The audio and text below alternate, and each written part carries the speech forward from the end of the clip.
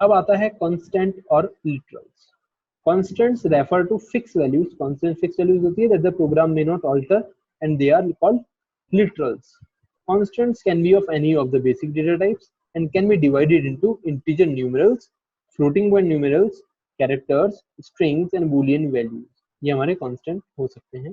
Again, constants are treated just like regular variables, except that their values cannot be modified after their definition. ये variable की तो हम value हमेशा बीच में भी चेंज कर सकते हैं, बट अगर आप कोई चीज कांस्टेंट बना लेते हो तो इसकी वैल्यू एक बार डालने के बाद में जब वो मतलब डेफिनेशन एक बार डिफाइन कर देते हो तो बाद में आप उसको चेंज नहीं कर सकते हो.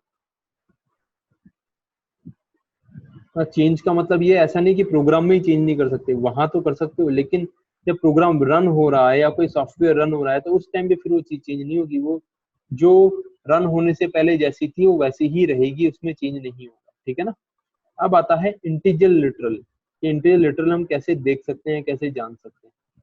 N integer literal can be a decimal, octal और हेक्साडेसिमल कांस्टेंट.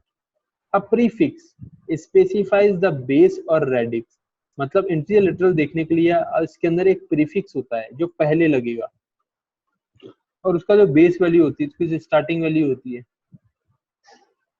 वो एक तो होती है 0x स्मॉल x में और एक होती है 0 कैपिटल X.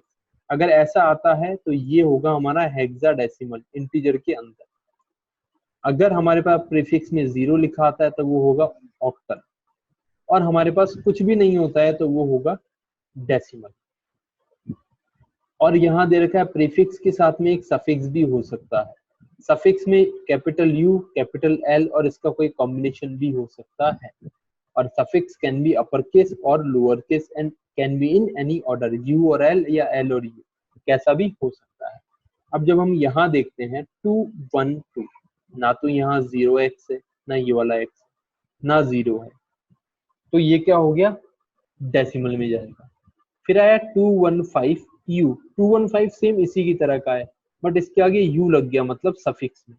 तो सफिक्स में हमने देखा U आ सकता है, तो ये भी होगा. फिर आता है 0x और फील. ये 0x आ गया ये वाला, अब ये हो जाएगा हमारा हेक्साडेसिमल. अब आता है 078. तो हमने देखा 0 आ सकता है ऑक्टल के लिए, बट ऑक्टल के अंदर तो जो नंबर्स होते हैं वो 0 to 7 ही होते हैं, तो इसलिए ये अप्लाई नहीं होगा, क्योंकि 8 यहाँ देखो यहाँ भी दे रखा है. 8 ऑक्टल डिजिट नहीं है, ऑक्टल डिजिट में ही यूज होगी ये सब चीज. फिर आता है 032UU. 032 तो समझ में आ गया, बट UU में ये आ रहा है कि हमने देखा सफिक्स में U तो आ सकता है, कैपिटल स्मॉल भी, लेकिन वो रिपीट नहीं हो सकता है जो सफिक्स होता है, इसलिए ये रॉन्ग है. अब आया 85, ये डेसिमल में हो गया. 0213 ये ऑक्टल में चले गया. 0x4b ये हेक्साडेसिमल में चले गया. 30 ये इंट में चले गया. 30U ये अनसाइंड इंट में चले गया. 30L ये लॉन्ग में चले गया, और 30UL चले गया अनसाइंड लॉन्ग में. मतलब यहाँ तक तो हमने देखा कि इसके टाइप्स क्या, और यहाँ से हमने देखा कि 30 है तो हम जनरल हम क्या बोलते हैं कि इंटीजर वैल्यू है. तो अगर 30U कर दोगे तो अनसाइंड इंट हो जाएगा, 30L कर दोगे वो लॉन्ग हो जाएगा, और 30UL कर दोगे वो अनसाइंड लॉन्ग हो जाएगा. ये है हमारे इंटीजर लिटरल. फिर आते हैं फ्लोटिंग पॉइंट लिटरल. अब यहाँ है floating point literal has an integer part, decimal part, fractional part and exponent part. ये 4 टाइप के पार्ट होते हैं एक फ्लोटिंग पॉइंट लिटरल के अंदर. You can represent floating point literal either in decimal और एक्सपोनेंशियल फॉर्म. अब यहाँ लिख रखा है कि अब 2 फॉर्म में अपने फ्लोटिंग पॉइंट लिटरल्स को आप रिप्रेजेंट कर सकते हो. एक तो होता है डेसिमल फॉर्म, दूसरा फॉर्म होता है एक्सपोनेंशियल फॉर्म. अब यहाँ लिखा है जब आप डेसिमल फॉर्म में रिप्रेजेंट करते हो तो आपको एक तो डेसिमल पॉइंट इंक्लूड होना चाहिए उसके अंदर, एक एक्सपोनेंट होना चाहिए, या दोनों होने चाहिए. और जब आप एक्सपोनेंशियल फॉर्म में रिप्रेजेंट करोगे तो इंटीरियर पार्ट, फ्रैक्शनल पार्ट या दोनों ये होने चाहिए आपके पास में. और अगर किसी में साइन लगा हुआ होगा, एक्सपोनेंट अगर साइन वाला है, तो वो एक स्मॉल ई और कैपिटल ई के साथ इन्होंने इंट्रोड्यूस करा है. अब जैसे यहाँ लिखा हुआ है 3.14159, ये डेसिमल भी हो गया, ये फ्रैक्शनल भी हो गया, तो ये डन है. यहाँ आ रहा है 3.14159 ई और -5L, मतलब माइनस या डैश, ई जो है ये एक्सपोनेंशियल फॉर्म हो गई, अब की बड़ा नंबर है और हमने इसकी लिमिट भी डाल दी है, तो ये भी डन हो गया कि फ्रैक्शनल पार्ट भी हो गया, या फिर हम बोले कि इंटीजर पार्ट हो गया। अब यहाँ दे रखा है 510 ई, तो अब यहाँ 510 ई तो आ गया, बट ई की कोई लिमिट नहीं है ये, इसलिए ये रह गया, ये नहीं होगा। 210 एफ ये नहीं, अब यहाँ पे देखो यहाँ भी लिख रखा है नो डेसिमल और एक्सपोनेंट, डेसिमल तो है ही नहीं, एक्सपोनेंट भी नहीं है। फिर आ रहा है डॉट ई या पॉइंट E55, अब इससे पहले की जो वैल्यू वही नहीं है, तो मिसिंग इंटीजर और फ्रैक्शनल पार्ट। इसके बाद में आता है Boolean literals.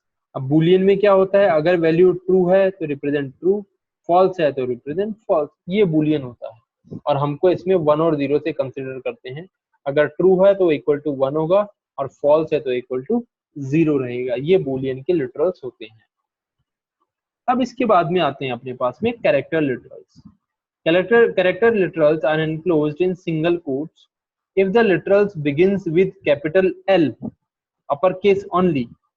It is a wide character literal, अगर आप ऐसा लिखते हो तो, and should be stored in wchar_t type of variable। मतलब ये अगर आप कैपिटल में लिख दोगे तो ये समझ लेगा कि ये तो एक वाइड कैरेक्टर है, और जब वाइड कैरेक्टर है तो फिर आपको उसको वाइड कैरेक्टर में ही डालना पड़ेगा। Otherwise it is a narrow character literal, अगर आप डायरेक्ट लिखते हो, and can be stored in a simple variable of char type. फिर आप सिंपली, अगर वो नहीं है, अगर आपको वैसा वाइड कैरेक्टर नहीं डालना, तो आप सिंपली इसको स्टोर कर सकते हो। अब इसमें लिखा है a character literal can be plain character, जैसे ये है कि सिंपल हमने कैरेक्टर लिख दिया सिंगल कोट में जो वैल्यू की तरह हो गया, एस्केप सीक्वेंस जो स्लैश के साथ होता है, या यूनिवर्सल कैरेक्टर जो ये नंबर्स के साथ में भी होता है, या एक तरीके से मान लो कि एक कोड होता है। तो there are certain characters in C++ when they are preceded by a backslash, they will have a special meaning and they are used to represent like new line for /n, tab for /t, जो हम पहले भी use करते थे। अब यहाँ देखो, यहाँ अलग अलग दे रखे हैं। अब इसमें देखो, अगर आप a लगाते हो /a तो वो एज एन अलर्ट और बेल यूज होगी, b लगाते हो बैकस्पेस यूज होगा, F लगाते हो फॉर्म फीड यूज होगा, N लगाते हो न्यू लाइन होगी, R लगाते हो कैरी रिटर्न वाला कॉन्सेप्ट आ जाएगा, T लगाते हो हॉरिजॉन्टल टैब हो जाएगा, V लगाते हो वर्टिकली टैब हो जाएगा। तो ऐसे आप मल्टीपल कैरेक्टर लिटरल्स को यूज ले सकते हो।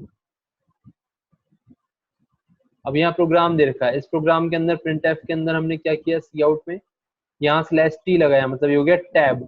तो हेलो और वर्ड के बीच में जो स्पेस है वो ज्यादा स्पेस होगा, सिंगल नहीं होगा देखो। और इसके बाद में /n मतलब जो न्यू लाइन का गैप और हो जाएगा, ये अपना इसका आउटपुट आएगा। इसके बाद में आता है स्ट्रिंग लिटरल।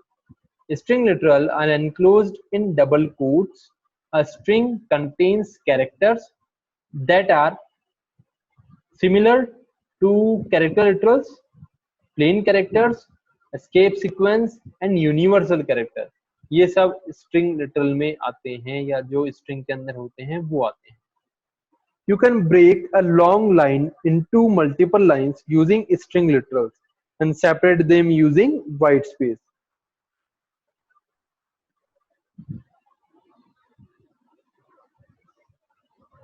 यहाँ देखो एग्जांपल दे रखा है, और इसमें देखो जैसे हमने ये लिखा, तो अब सेपरेट करना है तो हम ऐसे भी लिख सकते हैं, ये लिखा, ये लगाया और ये खत्म कर दिया। और हम ऐसे भी लिख सकते हैं, इतना लिखा कॉमा लगाया, फिर इतना एक गैप बना दिया, फिर ओनली डी बना दिया, फिर ये बना दिया। तो आप ऐसे भी लगा सकते हैं। तो ये हमारे होते हैं स्ट्रिंग लिटरल। इसके बाद में होता है डिफाइनिंग कांस्टेंट, कि आप कांस्टेंट कैसे डिफाइन कर सकते हो, कांस्टेंट वैल्यू कैसे डिफाइन कर सकते हो। तो इसमें कांस्टेंट डिफाइन करने के दो टाइप बता रखे हैं। एक तो टाइप है using hashtag define pre processor, और दूसरा है यूजिंग कॉन्स्ट कीवर्ड। ये दो टाइप से आप यहाँ कांस्टेंट डिफाइन कर सकते हो। अब जो हैशटैग डिफाइन है, तो हमने देखा कि हैशटैग करके जो हम यूज करते हैं वो तो एक प्री प्रोसेसर होता है फाइल, जैसे हम हेडर फाइल भी होती है हमारी हैशटैग इंक्लूड stdio.h या iostream, ठीक है। तो ये एक एज ए हेडर फाइल ही अपने को यूज में करेगा, और ये सिंपल एक कीवर्ड होता है। अब फर्स्ट है हैशटैग डिफाइन प्री प्रोसेसर, कि अब ये हैशटैग डिफाइन प्रोसेसर को कैसे हम यूज लेंगे। तो इसका सिंटैक्स है, आप पहले लिखोगे हैशटैग डिफाइन, फिर लोगे आपका अपना आइडेंटिफायर लिखोगे, फिर आप अपनी वैल्यू लिख दोगे इस आइडेंटिफायर में जो डालनी है। अब इसको यहाँ लिख रखा है, देखो ये लिखने के बाद में हमने लिखा hashtag define length 10, hashtag define width 5। यहाँ कोई इक्वल वगैरह कुछ भी नहीं आएगा, सिंपल ऐसे है एज इट इज चलेगा। हैशटैग डिफाइन न्यू लाइन, और यहाँ स्ट्रिंग वाली वैल्यू डाल दी इसने, सिंगल कोट में /n, ये डाली है। तो ये हो गई इसकी वैल्यू। हम यहाँ आए, अब हमने area equal length multiply width, तो उसकी वैल्यू आ गई, और ये हमने यहाँ एरिया को प्रिंट कर दिया। फिर आया न्यू लाइन, तो न्यू लाइन की वैल्यू क्या थी /n, तो /n का मतलब न्यू लाइन होता है, फिर वो यहाँ से उसको न्यू लाइन में कर देगा। ये हमारा एक एग्जांपल हो गया हैशटैग डिफाइन प्री प्रोसेसर को यूज करने का। यहाँ पे इसकी वैल्यू कभी चेंज नहीं होगी एक बार डिफाइन करने के बाद में प्रोग्राम के अंदर, ये बता रखा है। अब यही प्रोग्राम हम सेम करेंगे एक कॉन्स्ट कीवर्ड के साथ में। देखो इसको कैसे लिखते हैं, कॉन्स्ट लिखोगे, डेटा टाइप लिखोगे, फिर वेरिएबल लिखोगे, फिर वैल्यू लिख दोगे एक बार। तो देखो यहाँ तो कुछ ही नहीं है जो हैशटैग डिफाइन था पहले, इंट मेन स्टार्ट हो गया है। आप डिफाइन करते हो जैसे इंट लेंथ इक्वल 10, अभी तक हम कर रहे थे इतना, तो इतना कर रहे थे हम, ये कहाँ गया, अरे ऐसा सेलेक्ट करो, इंट लेंथ 10 इतना कर रहे थे। अब इसके आगे हम लगा देंगे कॉन्स्ट, तो ये कांस्टेंट बन जाएगा। देखो तीनों वैल्यू में कॉन्स्ट लगा दिया, ये बाकी सेम है, और बाकी आउटपुट भी सेम ही आ रहा है जो हमारे पास यहाँ आया था। इस तरीके से ये सेम प्रोग्राम हो गए हमारे पास। आया ये समझ में? उसके बाद अपन ने कोई और वैल्यू डाल दी जब भी सेम ही रहेगा। हाँ, वैल्यू मतलब आप वैल्यू प्रोग्राम में डायरेक्ट चेंज कर सकते हो। ऐसा नहीं है कि प्रोग्राम के अंदर लेंथ की वैल्यू भी 10 थी, हम इंक्रीमेंट कर दे 11 हो गई, नहीं, ये तो कॉन्स्ट कीवर्ड लगाया ना आपने, इसलिए तो लगाया कि फिक्स रहे वैल्यू, 10 है तो 10 रहेगी। प्रोग्राम के अंदर, प्रोग्राम चलने के बाद में, सपोज हमने इस प्रोग्राम से कुछ सॉफ्टवेयर में यूज कर रखा है, तो वहां पे वैल्यू चेंज नहीं होगी, अंदर जो आपने डाल रखी है वो ही वैल्यू रहेगी हमेशा, इसलिए हम कॉन्स्ट लगा रहे हैं। ठीक है, ठीक है सर। ठीक है।